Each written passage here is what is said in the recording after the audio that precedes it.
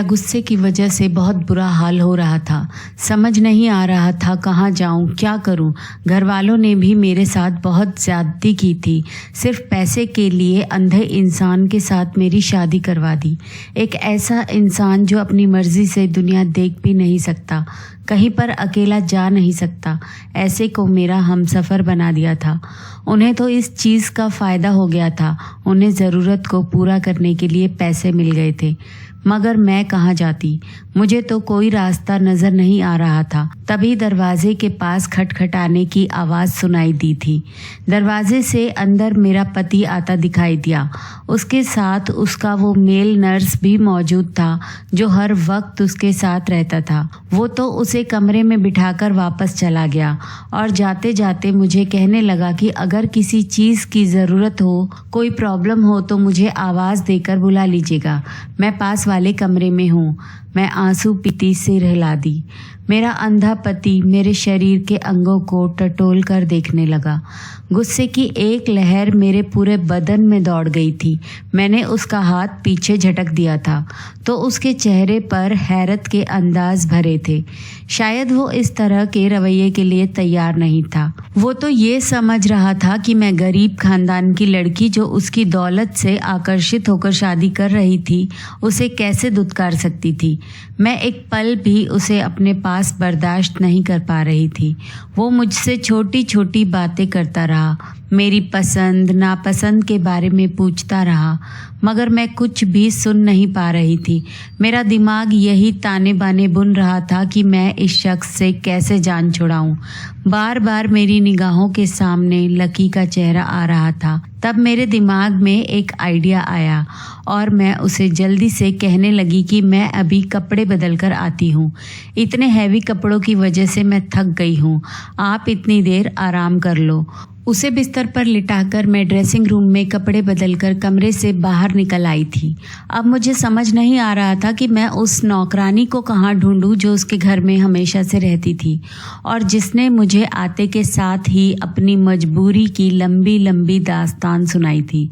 और अब मैं सोच रही थी कि उसकी मजबूरियों को क्यों ना अपने फ़ायदे के लिए इस्तेमाल करूं। मैं हॉल से बाहर निकल आई। सामने ही एक तरफ नौकरानी का रूम था, सामने चौकीदार भी था। मुझे देखकर हैरान रह गया। मैडम, आप यहाँ इस वक्त बाहर क्या कर रही हैं? आपको कोई काम था? मैंने उससे कहा कि मुझे कविता से बात करनी है। कहाँ है वो? उसे बुला दो। तभी चौकीदार कविता को बुलाकर लाया। वो शायद सो रही थी। हैरान नज़रों से मुझे देखने लगी। कुछ चाहिए था मैडम जी? मैं उसका हाथ पकड़कर हॉल में लेकर आई और अपने हाथ में पहनी हुई एक कीमती सोने की अंगूठी उसके हाथ में रख दी, जो मेरे पति ने मेरे लिए सगाई के जेवरात के साथ भिजवाई थी। मुझे वो अंगूठी बहुत पसंद आई थी, मगर अब जो मैं करने जा रही थी उसके लिए मुझे अपनी पसंदीदा चीज़ की भी कुर्बानी देना इतना मुश्किल नहीं लग रहा था। मैंने कविता को कहा कि तुमसे मुझे काम है, अगर तुम मेरा वो काम कर दो तो तुम्हें इससे ज़्यादा पैसे दूंगी। तुमने कहा था कि तुम्हारी बेटी बीमार है, उसके इलाज के लिए तुम्हें पैसे चाहिए। वो हैरान नज़रों से मुझे देखने लगी। मैंने उससे कहा कि मैं तुम्हारी बेटी का इलाज भी करवा दूंगी और तुम्हारी हर ज़रूरत को पूरा भी करूंगी, बस तुम्हें मेरा ये काम करना होगा। जब मैंने उसे वो बात बताई तो वो हक्का बक्का रह गई। फिर दोनों कानों को हाथ लगाने लगी। कहने लगी, मेरे पति को अगर ये बात पता चल गई तो जाने क्या होगा। मैडम जी, आप ऐसा मत करो। मगर मैंने उसे बाजू से पकड़कर झंझोड़ दिया और उसे कहने लगी, तो फिर मैं तुम पर चोरी का इल्ज़ाम लगाकर तुम्हें घर से बाहर निकलवा दूंगी। वो फटी फटी आंखों से मेरे चेहरे की तरफ देखने लगी। उसके पास कोई रास्ता नहीं रहा था तो उसने मेरी बात मान ली। तभी वो सर झुकाए मेरे साथ मेरे कमरे में चली आई थी। उसे मैं अपनी जगह पर बिस्तर पर लिटाकर खुद कमरे से बाहर निकल आई और तकरीबन 1.5 घंटे के बाद वो कमरे से बेहाल अंदाज में निकली तो खुशी की एक लहर मेरे पूरे वजूद में सरसरा गई थी। मैंने उसका शुक्रिया अदा किया और वो झुकी नज़रों के साथ वहाँ से चली गई। वो गरीब थी मगर बेगैरत नहीं थी। मजबूरी की वजह से उसे ये काम करना पड़ा था। मैं जब कमरे में आई तो मेरा पति सो रहा था। मैं भी एक जगह पर लेट गई और सोचने लगी कि सही टाइम पर मेरे दिमाग ने काम कर लिया, वरना इस आदमी को बर्दाश्त करना मेरे लिए मुमकिन नहीं था।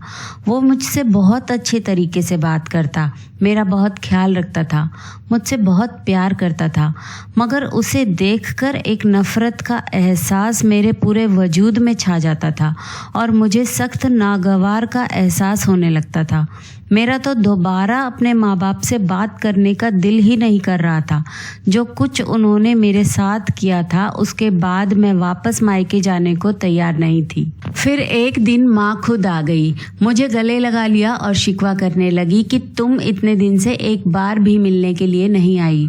माँ की बात सुनकर मेरा दिल भी थोड़ा पसीज गया था। तभी मेरा पति भी कहने लगा कि तुम उनके साथ कुछ दिन के लिए चली जाओ तारा। तो मैं बुझे दिल से माँ के साथ रहने के लिए आ गई थी। और फिर एक दिन मेरी लकी से मुलाकात हुई थी। उसको देखकर पुरानी मोहब्बत पैदा हो गई।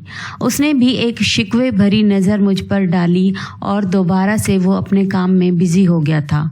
वो उस वक्त छत पर पतंग उड़ा रहा था। काफ़ी देर तक मैंने उसे नज़रअंदाज करने की कोशिश की, मगर जब खुद पर काबू ना पा सकी तो आखिर में दिल के हाथों मजबूर होकर उससे सामने से बात कर बैठी थी। और फिर उसकी शिकवे भरी बातें सुनकर मुझे अंदाज़ा हो गया कि वो बहुत दुखी है, लेकिन उससे ज़्यादा तो मैं दुखी थी। इसमें मेरा भी कोई कसूर नहीं था। उसके चेहरे की तरफ देखते हुए मेरे दिमाग में एक घिनौना खेल आया और मैं सोचने लगी कि इस ख्याल को हकीकत तक कैसे पहुंचाया जाए। घर आने के बाद मैंने अपने इरादों को अमल में लाने का शुरू कर दिया था।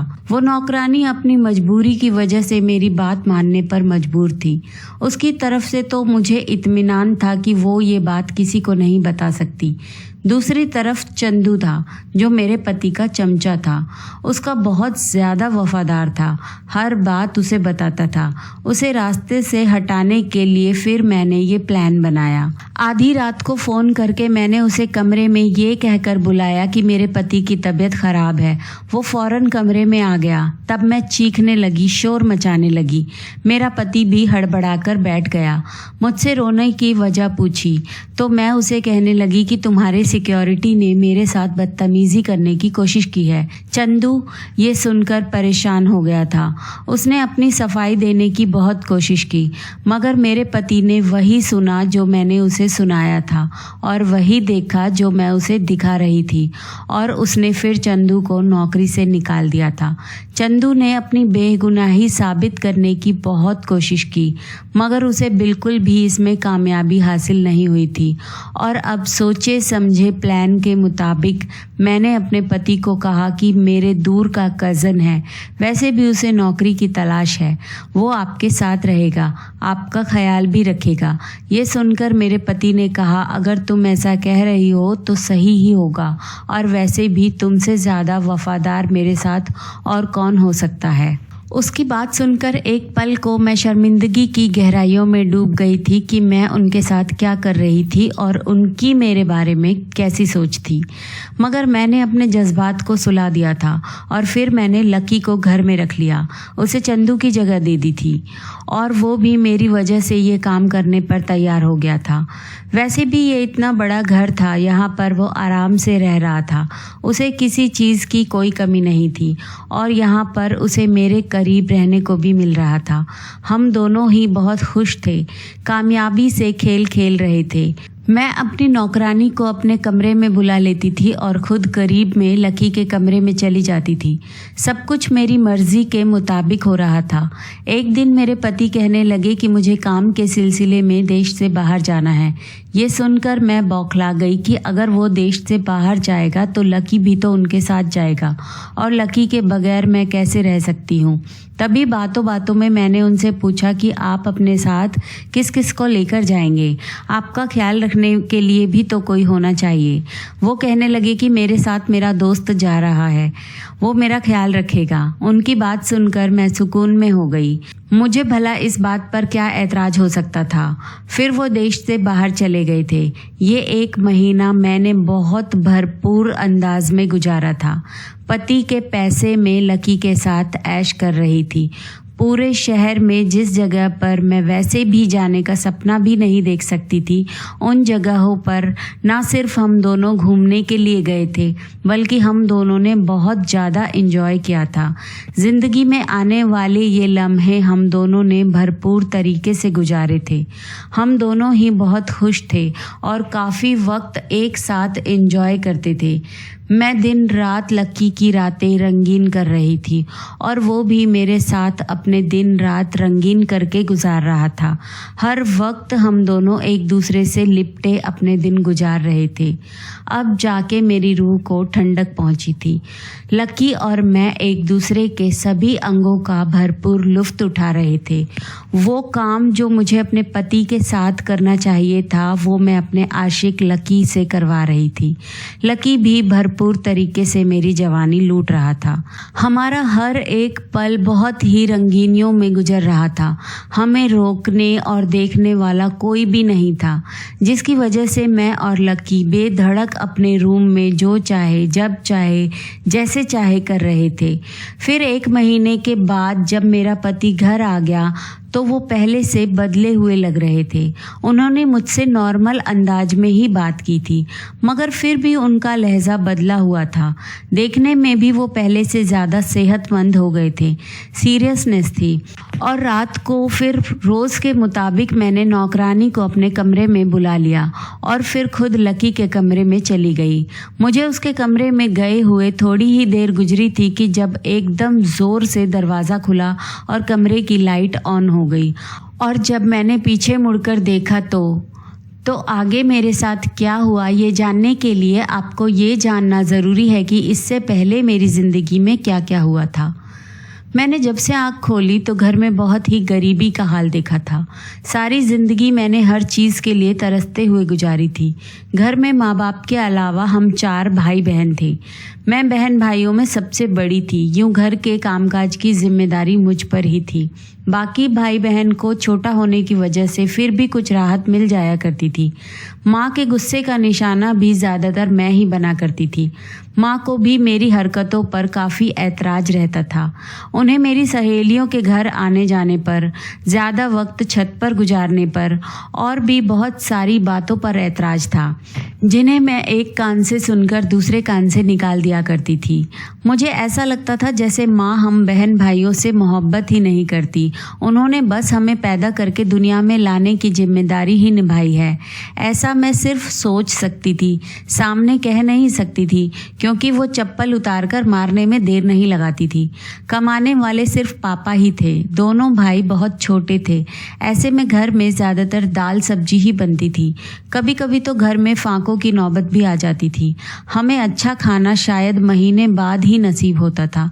लकी मेरी ज़िंदगी में बाहर की तरह आया था। वो लोग कुछ टाइम पहले ही इस मोहल्ले में आकर बसे थे। वो घर उन्होंने किराए पर लिया हुआ था और हमसे भी ज़्यादा गए गुजरे थे। हमें एक फ़ायदा था कि कच्चा पक्का ही सही, मगर घर हमारा अपना था। मगर वो लोग तो बेचारे अपने घर से भी लाचार थे। लक्की की कोई नौकरी भी नहीं थी। वो सारा दिन दोस्तों के साथ यहाँ वहाँ घूमता फिरता रहता था। हम दोनों ही एक दूसरे को पसंद करते थे, शादी करना चाहते थे। जब लक्की ने मेरे लिए रिश्ता भिजवाया तो माँ बाप ने उसी वक्त कैंसिल कर दिया कि लड़के के चाल चलन ठीक नहीं है और ना ही वो कोई जॉब करता है। ऐसे निखट्टू इंसान के साथ शादी करने का क्या फ़ायदा जो बेटी हर दूसरे तीसरे दिन रोकर मायके की दहलीज पर आती रहे। माँ की बात एक हद तक तो सही थी, मगर मैं फिर भी अपने फैसले से पीछे हटने को तैयार नहीं थी। इन्हीं दिनों में मम्मी पापा एक साथ न जाने धीरे धीरे क्या बातें करते रहते थे। मुझे ऐसा लग रहा था जैसे वो लोग मेरे बारे में कोई खिचड़ी पका रहे थे, मगर मैं ये भी जानती थी कि मेरी मर्जी के बगैर वो कुछ भी नहीं कर सकते थे, क्योंकि वो जानते थे कि मैं काफ़ी ज़्यादा जिद्दी लड़की हूँ। तभी एक दिन माँ ने मुझे कहा कि पापा ने मेरा रिश्ता अपने बॉस के साथ तय कर दिया है। ये बात सुनकर मैं हक्का बक्का रह गई थी। ऐसा भला कैसे हो सकता है? आप लोग मेरी मर्जी जाने बगैर मेरा रिश्ता कैसे तय कर सकते हैं, जबकि आप जानते हैं कि मैं किससे शादी करना चाहती हूँ। माँ ने मेरी बात सुनकर सर पीट लिया और कहने लगी, वो निखट्टू जो 1 रुपया भी नहीं कमाता वो तुम्हें कहाँ से खिलाएगा, वो तुम्हारी ज़रूरतों को कैसे पूरा करेगा। माँ की बात सुनकर मैं चुप हो गई थी। अब तो पापा भी इस रिश्ते की हामी भर चुके थे। माँ के मुकाबले मैं पापा से बहुत डरती थी और उनके सामने तो मैं ऐसी बात करने के बारे में सोच भी नहीं सकती थी। पापा को हार्ट की प्रॉब्लम थी। उन्हें पिछले कई सालों से बीपी की भी बीमारी थी और अब जब उन्होंने मेरा रिश्ता तय कर दिया तो उनके बॉस ने बहुत से पैसों से उनकी मदद की थी, जिसके बारे में मुझे बाद में अंदाज़ा हुआ था। और फिर जब शादी से पहले ही मेरे लिए कीमती जेवरात और ढेर सारे कपड़े आए तो ये देखकर कुछ पल के लिए मैं भी वक्ती तौर पर बहल गई थी और फिर शादी की तैयारी करने लगी थी। मगर जब मुझे माँ ने डरते डरते शादी वाले दिन ये बताया कि मेरा होने वाला पति अंधा है, उसे नज़र नहीं आता, तो ये सुनकर मैंने एक झटके से सर उठाया था। माँ, आप लोगों ने मेरी ज़िंदगी बर्बाद कर दी। आखिर आप लोगों ने क्या सोचकर उस आदमी से मेरी शादी की है। मेरी हालत देखकर माँ हड़बड़ा गई और कहने लगी कि अरे तो क्या हुआ, लड़का बहुत ही अमीर है, पैसों में खेलेगी तू। और तुम्हारे पापा कह रहे थे कि उसका इलाज मुमकिन है। कुछ वक्त पहले ही एक्सीडेंट से उसकी नज़रें चली गई हैं और ये भी हो सकता है कि वो ऑपरेशन करवा ले तो उसकी नज़र वापस आ जाए। तुम फिक्र क्यों करती हो। माँ की बात सुनकर मैं चुप हो गई, मगर मेरे दिल में उस आदमी के लिए बेइंतहा नफ़रत पैदा हो गई थी और इसी नफ़रत ने मुझे बगावत करने पर उतार दिया और मैं नफ़रत की आग में गुनाह की तरफ चली गई, जिसने अपने पैसे के बलबूते पर लाचार होने के बावजूद भी मुझे खरीद लिया था और मुझे मेरी मोहब्बत से दूर कर दिया था। मैं दिल में बेतहाशा नफ़रत और गुस्सा लेकर उसके घर में आई थी। उसे अपने सामने देखकर भी मेरे दिल से उसके लिए ये नफ़रत कम नहीं हुई थी, बल्कि मैं तो उसकी कमज़ोरी से फ़ायदा उठाने का सोच रही थी और आखिरकार मैं अपने मकसद में कामयाब हो गई थी। बल्कि एक तरह से तो मैं उस घर में खुश थी। एक तो मुझे उसकी मौजूदगी भी बर्दाश्त नहीं करनी पड़ती थी और दूसरा मेरा महबूब भी हर वक्त मेरे पास रहता था और मैं पैसे में भी खेल रही थी। हर ऐशो आराम मुझे हासिल था। अब जब हम दोनों सारी दुनिया से बेखबर होकर एक दूसरे में मदहोश थे तो कमरे की लाइट ऑन होने पर हम दोनों हड़बड़ाकर उठ पड़े। मेरा पति दरवाजे के बीचों बीच खड़ा था। वो बिल्कुल सामने देख रहा था। उसे देखकर एक पल को मेरी सांस रुक गई, मगर उसके अंधा होने का सोचकर मेरी सांस में सांस आई थी। काफ़ी देर तक वो दरवाजे पर ही खड़ा रहा, सामने दीवार की तरफ देखा और दरवाज़ा बंद करके वहाँ से चला गया था। उसे देखकर भी लकी और मैं एक दूसरे से लिपटकर अपनी रंगीनियों को आगे बढ़ा रहे थे। अपने पति की ये कमजोरी मेरे लिए बहुत फ़ायदेमंद साबित हुई थी। अगले दिन जब मैं नाश्ता करने के लिए टेबल पर आई तो ये देखकर मैं हक्का बक्का रह गई। सामने टेबल पर मेरा पति बैठा हुआ था और हैरानी की बात ये थी कि उसके हाथों में एक न्यूज़पेपर था। आंखों पर ग्लास चढ़ाए वो न्यूज़पेपर पढ़ने में बिजी था। मैंने और लकी ने हैरान परेशान सी नज़र एक दूसरे पर डाली। ये सब क्या था? तभी मेरे पति ने मुझ पर एक भरपूर नज़र डाली और कहने लगे कि मैं तुम्हें एक खुशखबरी सुनाना भूल गया था कि मैं बाहर अपनी आंखों का ऑपरेशन करवाने के लिए गया था और मेरी नज़र वापस आ गई है। उसकी बात सुनकर मेरी ऊपर की सांस ऊपर और नीचे की सांस नीचे रह गई थी। इसका मतलब था कि रात को जो कुछ भी हुआ था उसने देख लिया था। उस पर मेरी सच्चाई खुल गई थी। मेरे चेहरे के रंग देखकर वो जख्मी से अंदाज में मुस्कुराया और कहने लगा कि मैंने तुम पर विश्वास किया था, तुमसे सच्ची मोहब्बत की थी। जब तुमने चंदू पर इल्ज़ाम लगाया था तो मैं तभी चौंक गया था और फिर ऑफिस में जाने के बाद मैंने चंदू को अपने ऑफिस में बुलाया तो हिचकिचाते हुए उसने मुझे बताया कि तुम झूठ बोल रही हो, उस पर इल्ज़ाम लगा रही हो। इस सब में ना जाने तुम्हारा क्या मकसद है और तभी मैं तुम्हारी हकीकत खुद जानना चाहता था। मैं किसी और के मुंह से तुम्हारे बारे में कुछ भी सुनना नहीं चाहता था और मुझे ये भी खबर नहीं थी कि वो सच कह रहा है या झूठ कह रहा है। और अब जब मैं ऑपरेशन करवाकर वापस आया तो तुमने जब नौकरानी को मेरे कमरे में भेजा तो मैं ठिठक गया था। नौकरानी भी मुझे अंधा समझ रही थी, मगर जब मैंने उससे बात की और उसे ये सब पूछा तो वो पहले तो बहुत डर गई और फिर रोते हुए कहने लगी कि मैं मजबूर थी, मैंने जो कुछ भी किया मजबूरी की वजह से किया। उसकी बात सुनकर गुस्से की एक लहर मेरे शरीर में उतर गई थी। तभी मैं अपना शक दूर करने के लिए उस कमरे में आया तो तुम आज भी लकी के साथ अपनी प्यास बुझा रही थी। मुझे अंदाज़ा हो गया था कि तुम ये सब कुछ क्यों कर रही थी। उसने मेरे हाथ में एक खाकी रंग का लिफाफा दिया और कहने लगा कि इसमें तलाक के कागज़ हैं।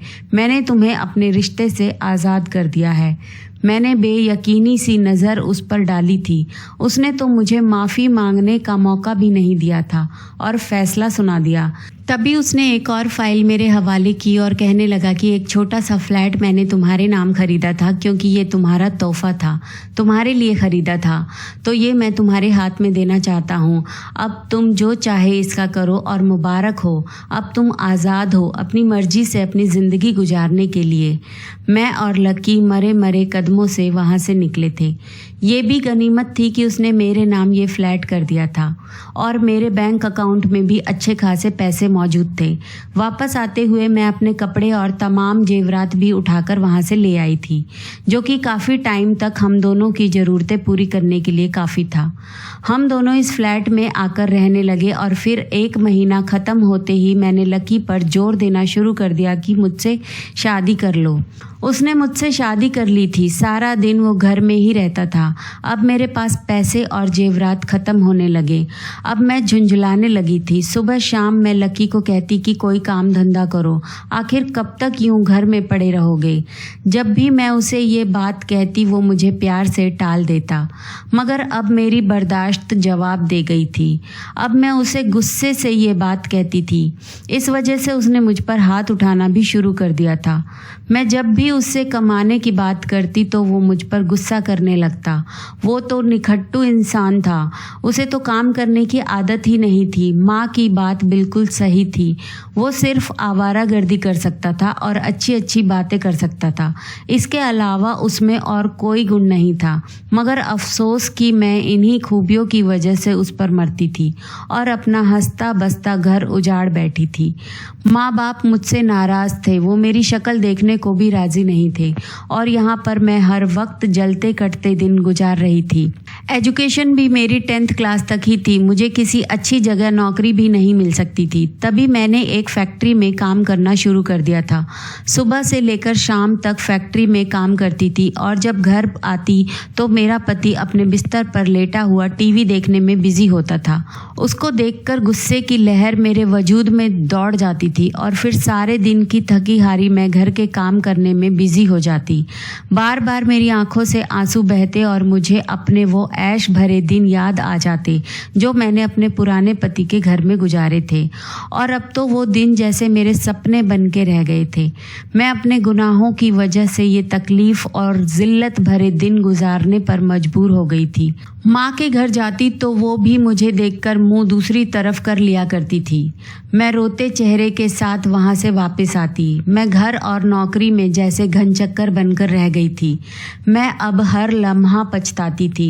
अगर मैं माँ बाप की बात मानती और थोड़ा सा सब्र से काम लेती, अपने पति को इज्जत और मोहब्बत देती, तो आज उसके साथ उसके घर में ऐशो आराम की ज़िंदगी गुजार रही होती। और अब तो उसकी आंखें भी वापस ठीक हो चुकी थी।